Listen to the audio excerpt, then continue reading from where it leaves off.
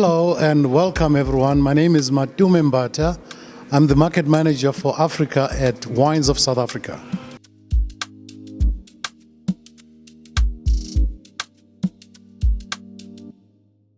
Just as a background, Wines of South Africa is the marketing body of the South African wine industry. It's an industry-owned organization with a head office in Stellenbosch in Capetown.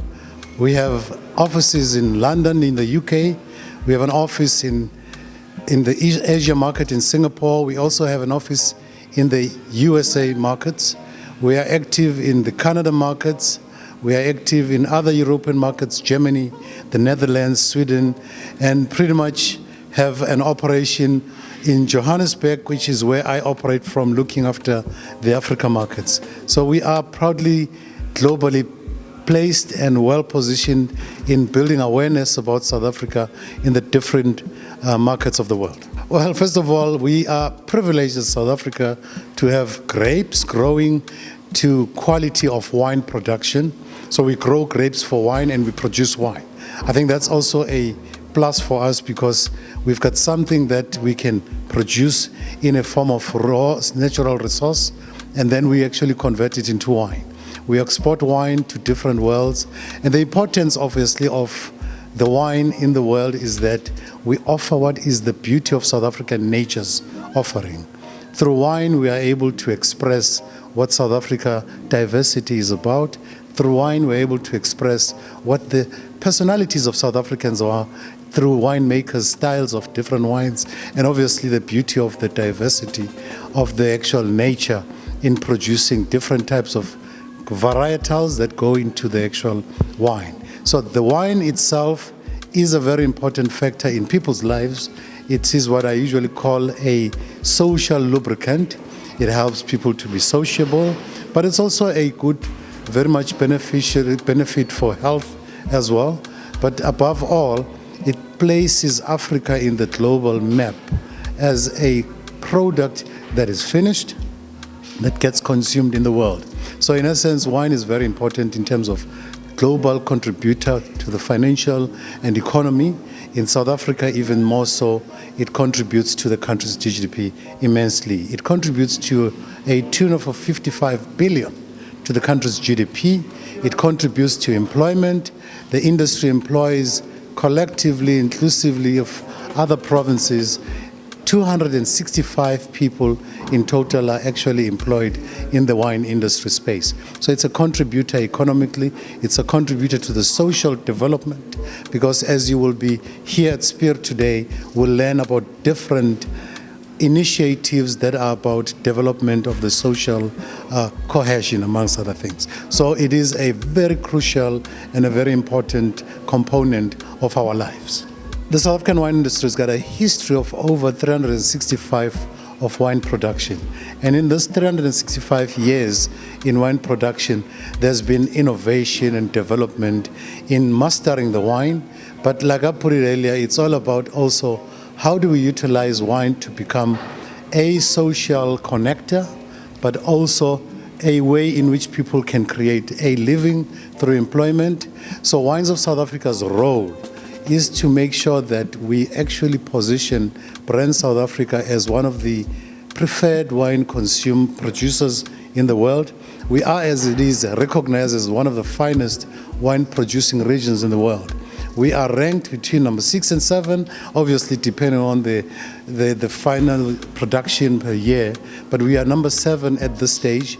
And the fun part of it in terms of the role Wines of South Africa plays is that we create positioning of brand South Africa in the different markets through platforms of trade, creating relationships with media, but also very important is that wherever we go in markets, we emphasize that the importance of responsible use of alcohol should always come first. So we always teach people about the proper age of drinking in the different markets and responsible use of alcohol. And in addition, and this is what we've been doing for the longest in the different African markets, I'm proud to say that we have to date trained over 3,000 students and young people just to get them into the wine industry through giving them introductory wine course. So the role that we play is beyond just bringing awareness about wine. It's about creating opportunities even for people in the actual markets that we go through, that we go to. It's upskilling people about the etiquette of wine, upskilling people about the, as I put it, right use of wine, but also creating opportunities that they could look into wine as a career path. Subsequently, we hope out of these trainings that we give young people, there will be sommeliers that would come and represent wine and make a living thereof. We work closely with the high commissioners, we work closely with the embassies in the different markets, and that also in working to amplify the messaging about South Africa as a starting point, but secondly about wine as part of the products that is a natural offering that we can utilize to position and communicate the messaging about the South African diversity, the progress that we've made since the advent of democracy 30 years ago. We have come this far, and more still can be done to ensure that the country moves forward. And therefore, the work that the actual ambassadors in the markets, in countries, is to also amplify, communicate what actually opportunities are there in the wine space. What that subsequently does, as I had said earlier, wine employment goes beyond just wine production. It extends to tourism, because as if you've seen, there's a lot of tourists, of people coming to the wineries. That also means foreigners can come to South Africa and from their countries come and visit and explore in the tourism space. Those are opportunities that the wine space offers. Lovely. I think with this discussion we're having now, Nigerians on the ground will get a sense of what has your experience has been. And subsequently, they'll all want to come to South Africa. So the intention here is to showcase what South Africa has got to offer. Subsequently, when they pull the bottle from the shelf, they'll have a sense of where it comes from and what's involved in the actual wine itself. But with that all said, we're trying to also create an opportunity for people to look at wine as a drink of choice. As I said, there's also health benefits. We educate people about responsible use of alcohol, the etiquette of wine. Wine is a fun product that people can actually manage and control their drinking ways. And this is another way in which, through communicating and creating such a content, we'll be able to get the message across to the consumers. So beyond just the generic tasting that we do, individual wine brands themselves do tastings. I mean, they do, be it focus group tastings on all sorts of activities. So that amplifies and actually is an add-on to what we do as Wines of South Africa. Ours is just to create a platform. Brand owners individually still need to take positioning and marketing of their brands at that level. And I'm actually happy to know that I've seen many wine brand owners positioning themselves as key players in ensuring that the market appreciates their brands. It means Africa is now being prioritized as a market in which they want to grow their brands. So yes, our intended purpose of that event is not just to be just a once-off, but because brands themselves do their own promotions, we find that it works to their benefit as well. I'm thrilled because one of the things that we've done very well and successfully as WOSA is to create good, strong relationships with stakeholders across. Trade, distributors, importers, you name them. But also important, we wouldn't be successful if we did not have solid relationships with media. Tattase TV has been very supportive of our initiatives, and they've been at our events repeatedly, which means it becomes a content creator for Tattase TV, but for us, it is again a platform through which we can communicate to our stakeholders and ensuring that the messaging about Brand South Africa gets through. Who better to do that but media partners? And I'm grateful for Tattase TV to be part of our stakeholder relations that we've built over the years. Now towards the end of the year, beginning of next year, we're planning to do Cup Classic focus group tasting. So remember, one of the things that we've done is to, in education, is to showcase that indeed South Africa is more than capable. We have the same champagne-style wine that we produce. It's called Cup Classic.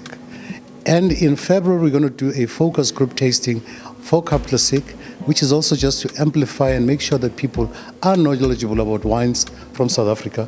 In addition to that, next year is our big Cape wine event. That's our flagship event. I'm talking here, we will have under one roof over 350 exhibitors showcasing their different wines, and we'll have over, safely say, 3,000 different brands that will be showcased. That's the platform through which we will be communicating and sharing the experiences that people should look forward to. But definitely, our annual event is bound to happen next year in July. It also will be coupled with us doing the training that we do annually. So we do the annual training, we'll do one in February and then subsequently another one in July. So activities are going to be planned for 2025. But at this stage, we've done the actual fact cover for 2024. We're now looking at the calendar 2025. You know, it varies because when I taste wine, it's also, remember I said to you, wine is actually an experience. It depends on the mood and the environment. So sometimes I would just, in a very hot day, just like to start with my bubbles, Cap Classic. That helps, and Cap Classic often is made of the Chardonnay and Pinot Noir as the base varietals. So a bubbles would be, which is what I will have just now. But I'm a lover so much of Chenin Blanc because I find it to be very, very easy and accessible and very fruit-driven. But also our winemakers to date have mastered the style of making Chenin Blanc. And therefore Chenin Blanc from different households of the different farms is what I like. And then I find that I'm a lover of Cabernet Franc. It's a very robust varietal, and I think the winemakers that have made Cabernet Franc have done it so well. In the last 3 days, I've tasted different Cabernet Francs, and it actually emphasized that, indeed, I do love Cabernet Franc. It's not a specific brand, but it's different styles by different winemakers. And I'm not going to do your typical jollof rice situation, but I find that, you know, there are veggies in Nigeria, depending on where you go. I mean, that's also another thing, depending on where you go. It's how they prepare the actual veggies. In some areas, they like to make them spicy, but I love the spinach that's got a bit of peanuts in it, and I love the actual tomato paste that they use. So that spinach that I think is what is a highlight. I've eaten the jollof rice different places. It varies from one place to the other, depending on, again, whoever makes it, how they make it. But I found that the vegetable style in which they present is pretty much on point. Nigeria is unique on its own, and it's a massive country with so much different offerings. Great stuff, great being here, and as we say, looking forward to going back to Nigeria next year. Be on the lookout and watch Tattase TV, the taste of Africa. That's the way to go. Cheers.